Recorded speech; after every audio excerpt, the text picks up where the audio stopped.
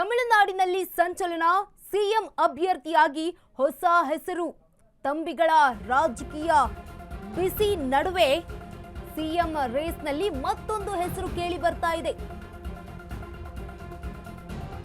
DMK ಅಣ್ಣಾ DMK ಒಂದಾಗಿ ಸರ್ಕಾರ ರಚನೆ ಮಾಡಬೇಕು.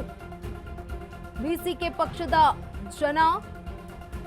ಪಕ್ಷದ ಅಧ್ಯಕ್ಷ ತಿರುಮಾವಳವನ್ ಸಿಎಂ ಮಾಡಿ.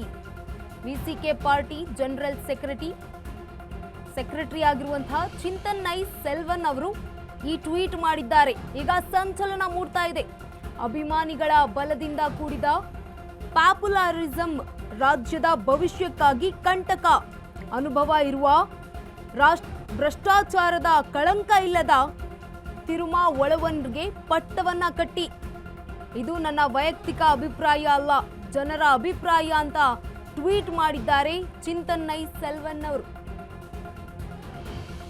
ತಮಿಳುನಾಡಿನಲ್ಲಿ ಸಂಚಲನ ಸೃಷ್ಟಿಯಾಗ್ತಾ ಇದೆ. ಸಿಎಂ ಅಭ್ಯರ್ಥಿಗಾಗಿ ಇದೀಗ ಹೊಸ ಹೆಸರು ಕೇಳಿ ಬರ್ತಾ ಇರುವಂತದ್ದು. ತಂಬಿಗಳ ರಾಜಕೀಯ ಬಿಸಿ ನಡುವೆ ಸಿಎಂ ರೇಸ್ನಲ್ಲಿ ಮತ್ತೊಂದು ಹೆಸರು ಕೇಳಿ ಬರ್ತಾ ಇದೆ.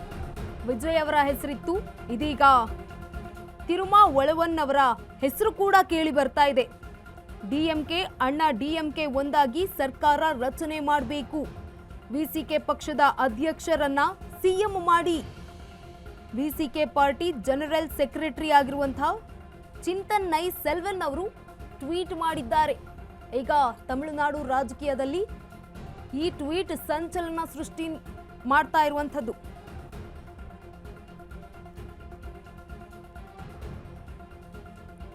ಅನುಭವ ಇರುವ ಭ್ರಷ್ಟಾಚಾರದ ಕಳಂಕ ಇಲ್ಲ ಇವರಿಗೆ.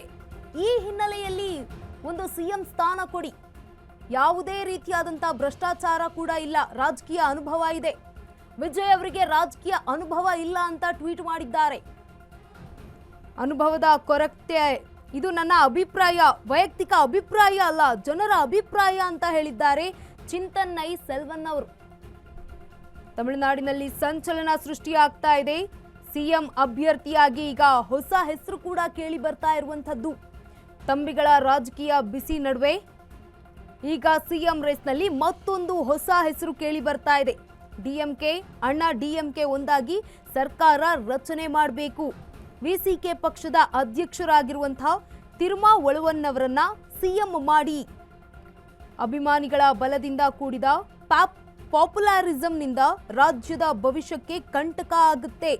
ಅನುಭವ ಇರುವಂತಹ ಭ್ರಷ್ಟಾಚಾರದ ಕಳಂಕ ಇಲ್ಲದ ವ್ಯಕ್ತಿಗೆ ಪಟ್ಟ ಕಟ್ಟಿ ಅಂತ ಟ್ವೀಟ್ ಮಾಡಿದ್ದಾರೆ. ಇದು ನನ್ನ ವೈಯಕ್ತಿಕ ಅಭಿಪ್ರಾಯ ಅಲ್ಲ, ಜನರ ಅಭಿಪ್ರಾಯ ಅಂತ ಚಿಂತನ್ನೈ ಸೆಲ್ವನ್ ಟ್ವೀಟ್ ಮಾಡಿದ್ದಾರೆ.